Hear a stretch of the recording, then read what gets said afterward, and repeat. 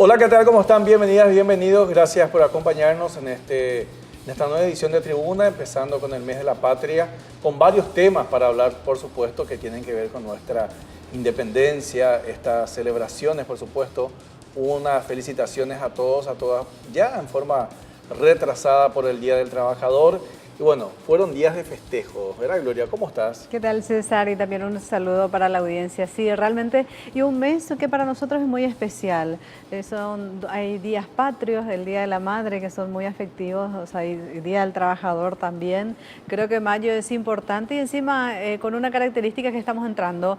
Siempre hablamos de que esta época por lo menos ya entra el fresquito y realmente no tenemos ni lluvia y temperaturas muy altas. Justamente te escuchaba hablando de estos días con nuestro invitado de siempre, Benjamín Grassi, que más que meteorólogo es un analista y un comunicador del tiempo. ¿Qué dice? ¿No va de frío lo parece este año? No, lo que nos dice es que todo el abril pasamos sin lluvia, que desde el año, de los registros que se tiene del año 1960, nunca ha pasado esto, lo que está ocurriendo. Recién dentro de 8 días se habla de una lluvia. Lo que habla es del efecto del cambio climático y que tenemos que acostumbrarnos, que posiblemente tengamos menos frío y lo que nos espera, si estamos así con estas temperaturas, imagínate allá por noviembre, octubre, noviembre, diciembre, y nos esperan calores importantes. Y por el otro lado también, así como los extremos, así como vamos a tener calor, vamos a tener lluvias importantes también cuando aparezcan. Bueno, un tema realmente para seguir hablando. Y también vamos a estar hablando a propósito del mes de la patria. Tremendo lío armó estos días en redes sociales. Un cocinero argentino en Argentina, no fue acá en el país tampoco, que hablaba de una receta nueva, Gloria. Choclotorta. Sí. ¿Y ¿Ya después? comiste la choclotorta? Chipaguazú, sí, la choclotorta Sí. aún no, ¿no? Pero encima la receta es otra. Sí, a eso quería llegar. Sí. No fue la misma, pero cuando uno ve la textura y la foto, se parece muchísimo. Parecía lo mismo. Bueno, Sí, sí. pero hay el soufflé de choclo es lo mismo, si es por eso, ¿verdad? Pero bueno, haber dicho que inventaba una receta sin hacer mención a que la chipaguazú es de Paraguay es lo que generó una indignación en redes sociales y el cocinero tuvo que pedir disculpas. Pero eso nos lleva a hablar ya en instantes sobre lo importante que es la cuestión de la propiedad intelectual, Gloria. Sí, y sobre todo el sentido de responsabilidad. Responsabilidad, porque a veces yo después de leer la disculpa del cocinero, realmente no lo hizo. Por ahí lo hizo para innovar algo, de hacer algo diferente. Pero hay que respetar las tradiciones, finalmente. La innovación tiene que ir de la mano con esas tradiciones. Y respetar las tradiciones y saber lo que se postea en redes, porque él pudo haber tenido un pensamiento que eso quedaba ahí en Argentina, pero eso explotó más acá en Paraguay, creo que tuvo más audiencia. Y hoy inclusive ya está corregido la chipaguazú hasta en Wikipedia. Estamos hablando de días nada más de ese suceso. También estaremos hablando a propósito del mes de la patria. En el mes de la patria, en los días patrios, nos estarán visitando dos importantes delegaciones del exterior. Por un lado, unos empresarios de Angola que vienen a llevar productos paraguayos porque les interesa especialmente en el rubro de la alimentación, y unos periodistas y operadores turísticos de España que estarán visitando Paraguay por considerarse uno de los más importantes destinos actualmente a nivel turístico. También estaremos hablando sobre la diáspora venezolana. Nos estarán acompañando representantes de la Asociación de Venezolanos Residentes en Paraguay, Gloria. A propósito, tanto en Paraguay, en Argentina, los países vecinos, qué cantidad de venezolanos, ¿verdad? O sea, ya nos vamos a acostumbrarnos inclusive a ese tono de voz que tienen, que es tan agradable de los venezolanos. Y sobre todo, cada vez mucho más frecuente, imágenes a nivel internacional que uno lo relacionaba más Venezuela con Brasil, el éxodo que existía o que existe, y ahora ya nosotros también recibiendo, inclusive todo lo que ocurre a uno le lleva a tener información de cuánta es la población de venezolanos en nuestro país. Bueno, así mismo, así que son varios temas, ya vieron ustedes todo el avance que vimos, pero acá, a propósito de lo que tiene que ver con el escándalo de la chipaguazú paraguaya, aclaremos eso, ¿verdad? Nos acompaña Leopoldo López, él es docente de propiedad intelectual e industrial y por supuesto trabaja en este campo que tiene que ver con la protección de los derechos intelectuales. Leopoldo, gracias por estar aquí. Muchísimas gracias a vos, César, y a toda tu amable audiencia. Estamos aquí para aportar un poco de conocimiento, para aclarar algunos conceptos que se encuentran relacionados al caso que se dio este fin de semana con los hermanos argentinos en relación a un poco la paternidad sobre una receta que corresponde a la cultura gastronómica nuestra.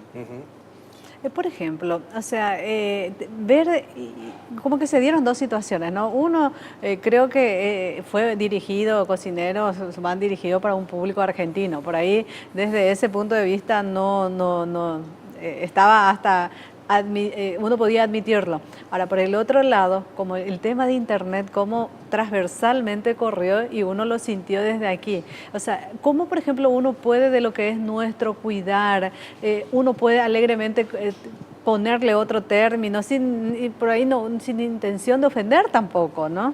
Claro, básicamente aquí lo que vemos es una omisión del reconocimiento, la paternidad sobre una creación, en este caso gastronómica, que ya deviene de la cultura guaranítica, de los guaraníes. Entonces, como que eso fue lo que yo creo que más impactó a nivel social dentro del Paraguay, a nivel de la ciudadanía, el hecho que se haya omitido reconocer como padres o como creadores de esa receta y de ese menú tradicional paraguayo a los guaraníes, ¿no? En este caso y un poco a la cultura guaranítica, que fue la que ya hace antaño fue padre o fueron los padres de esta creación en particular. La propiedad intelectual justamente protege distintos tipos de creaciones, ¿verdad? Con distintos tipos de herramientas, como ser los derechos de autor, las marcas, las patentes, los diseños industriales. Y obviamente la gastronomía no está exenta, ¿no? Pero aquí es importante mencionar de que nos encontramos ante un caso muy particular porque se trata de un plato típico que fue ya desarrollado por una cultura ancestral, en este caso la guaranítica, y que ya pasaría a formar parte de un patrimonio gastronómico de la región, ¿no? O sea, a nivel regional, por ser, como les digo, una creación de origen ya de los guaraníes, ¿no? En ese sentido, Leopoldo, obviamente el paraguayo y la paraguaya suelen ser críticos, pero yo no sé si ese criterio o esa postura crítica lleva a hacerlo algo. O sea, yo si voy a posadas y me dicen que eres un chipacito, me pincho un poco, pero no sé si qué se está haciendo a nivel país mismo sobre eso, ¿verdad? O sea, ¿termina la crítica o tenemos que ir a una acción como país o como algún ente que proteja esto? Yo sé que la UNESCO trabaja en esto, UNESCO la Paraguay, pero lleva un proceso larguísimo, ahora está en proceso que algunos lugares, por ejemplo, entren dentro de lo que es un patrimonio universal de la UNESCO. ¿Qué más allá del conocimiento se puede hacer sobre este tipo de casos? Sí, en relación a los conocimientos tradicionales y a la cultura gastronómica, es importante destacar iniciativas de algunos países como México o Perú también, que como todos sabemos tienen una cultura gastronómica y un patrimonio gastronómico importante. Es muy reconocido a nivel mundial, por ello el reconocimiento a nivel mundial de la gastronomía mexicana, de la gastronomía peruana, a través de la elaboración de listas de platos típicos que son considerados parte del patrimonio gastronómico de estos países y que tienen publicidad, los efectos de proteger cualquier tipo de apropiación que pueda darse de este tipo de platos típicos. Entonces, con la confección de ese tipo de listas, con la difusión, con la publicidad, se busca un poco el reconocimiento de estos menús, de estos platos, como parte de la cultura gastronómica de estos países, ¿verdad? El Paraguay no está exento de eso también. Yo creo particularmente que la gastronomía paraguaya es muy importante, es rica, y obviamente el Estado, a través de sus distintos órganos, puede tomar la misma iniciativa, replicar la misma iniciativa, y de hecho lo está haciendo. Tengo entendido, o sea, que la DINAP, la Dirección Nacional de Propiedad Intelectual, que por cierto es una institución para la cual hoy estoy prestando servicios también, ya tomó la iniciativa en años anteriores y él inició el trabajo de elaboración de una lista del patrimonio gastronómico paraguayo, a los efectos de dar publicidad a esta lista, y a los efectos también de generar una especie de protección y evitar así la apropiación indebida de este tipo de activos de propiedad intelectual. ¿Por qué es importante, por ejemplo, hacer, y sobre todo, cada cosa que uno quiere, o cada alimento en este caso, que sea reconocido y que lleve la paternidad nuestra? Son procesos largos por un lado y por el otro lado. ¿Por qué es importante que un país se encargue de hacer ese trabajo? Sí, es importante proteger los conocimientos tradicionales y el patrimonio inmaterial de la República, porque, bueno, en primer lugar, está directamente vinculado a la identidad de un país, ¿verdad? Al sentido de pertenencia de los habitantes de un país a un territorio determinado y a una cultura determinada. Y ahí la vital importancia, en primer lugar, de reconocer nuestra identidad. Y como ustedes sabrán, nuestra identidad pasa por varios aspectos. La gastronomía es un capítulo muy importante dentro de la cultura de un país. Es ahí también la importancia de la protección como patrimonio cultural de este tipo de activos. Ahí justamente anotaba la palabra y te me adelantabas al hablar, esta identidad nacional, ¿verdad? O sea, que identidad nacional está asociado con esto que finalmente, con esta reacción que tuvimos acá en Paraguay al ver el programa, a lo mejor lo leímos, yo lo leí en redes porque me pasan un print de pantalla de qué dijo esta persona, veo que enseguida reacciona un ícono paraguayo como José Luis Chilaver y se genera todo este tema. O sea, estamos atentos a lo que es nuestra identidad, podemos estar peleados entre todos, pero cuando nos afectan, cuando nos toca la identidad, que en este caso creo que el paraguayo siente que la Chipabazú es suya, ¿verdad? Entonces ahí es como reaccionamos de esa forma. Sí, sí, así mismo. La verdad que yo creo que no está de más decir y también comentar en este momento de que la cultura guaraní impregnó básicamente a todo lo que es nuestra identidad nacional hoy en día, y el paraguayo se siente plenamente identificado con la cultura guaraní. La gastronomía es un componente importante dentro de esa herencia cultural que hemos recibido por parte de los guaraníes.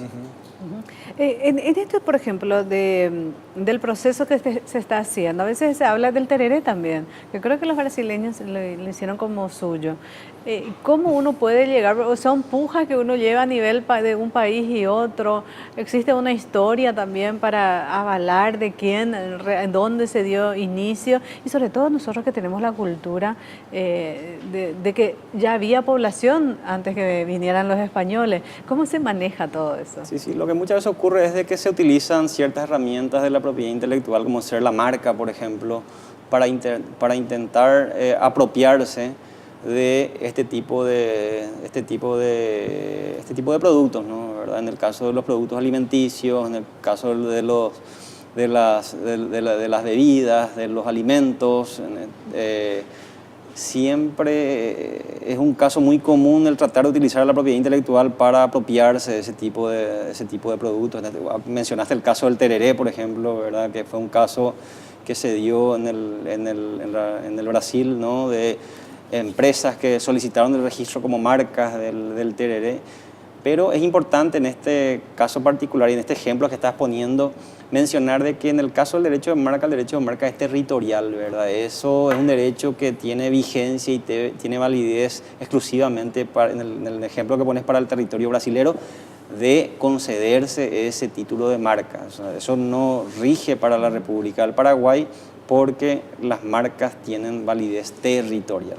Y obviamente aquí en la República del Paraguay, a través de la Dirección de Propiedad Intelectual, sería muy difícil que ese tipo de situaciones se genere. ¿Por qué? Porque ya la DINAPI, como les mencioné, trabaja en la elaboración de una lista de patrimonio gastronómico local que impediría ese tipo de mala praxis. Pero también es importante, por un lado, tenemos lo que es propiedad nacional, ¿verdad? O patrimonio heredado, o por más de que nos hablen de que otros países van a registrar, sabemos que es nuestro. Pero también es importante ese comportamiento y entender lo importante que es para marcas privadas, ¿verdad? O sea, hasta nuestro nombre a veces tenemos que verificar si es que otro ya nos registró.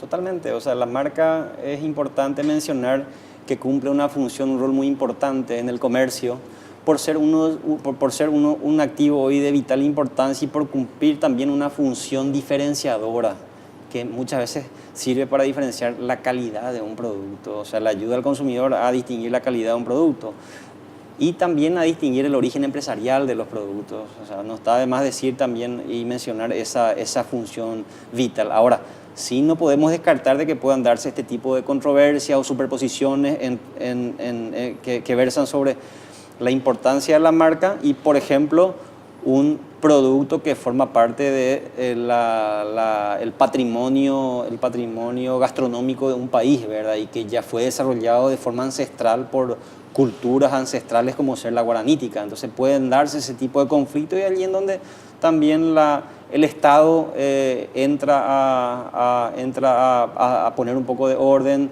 aclarar las cosas y también muchas veces a través de la justicia declarar el mejor derecho de una de las partes. ¿No hubo casos donde, o sea, me imagino que habrá habido casos en el que tuvimos que decir a tribunales internacionales inclusive, ¿verdad? Sí, totalmente. Hay una jurisprudencia muy importante que versa en relación a intentos de apropiación de conocimientos tradicionales, como yo les expliqué hace rato, de productos tradicionales de México, productos tradicionales de la India, productos tradicionales del Perú. ¿Por qué? Porque son países que tienen una cultura milenaria muy importante, un patrimonio gastronómico muy importante y obviamente eso podría generar un volumen de negocio muy importante también para empresas que operan dentro del sector, ¿verdad? Imagínense para las empresas que negocian con la India o que negocian con México o que negocian con Perú, tener la posibilidad de un monopolio o un derecho exclusivo que verse en relación a ese tipo de productos, ¿verdad? Es una situación muy particular. Bueno, Leopoldo, muchísimas gracias por acompañarnos. Somos didáctica con Leopoldo, sí. ¿verdad? Gloria nos enseñó, nos recordó cosas y también reiterar a la gente con el Chipo Bazú, no se metan, es el mensaje. No se jode. Eso sí, nos pone bravos. Sí, nos colocamos las plumas, creo que así, todo. mijo, ahí sí volvemos a nuestra postura, ya que a veces dice que somos indígenas, Sí. bueno, vamos a ser, pero como defensores de nuestra cultura entonces. Hablamos con Leopoldo López, docente de propiedad intelectual e industrial. Más adelante estamos hablando con Leo, pero en este caso es otro Leo, estamos hablando con Leonardo de la Asociación de Venezolanos en Paraguay, Leonardo Palencia, y también nos estará acompañando Vanessa Torres para hablar sobre un nuevo grupo de turistas, periodistas que vienen a Paraguay interesados por esta gastronomía que estamos hablando y también por las reducciones o las misiones jesuíticas fundamentalmente. Ya volvemos luego de una brevísima pausa.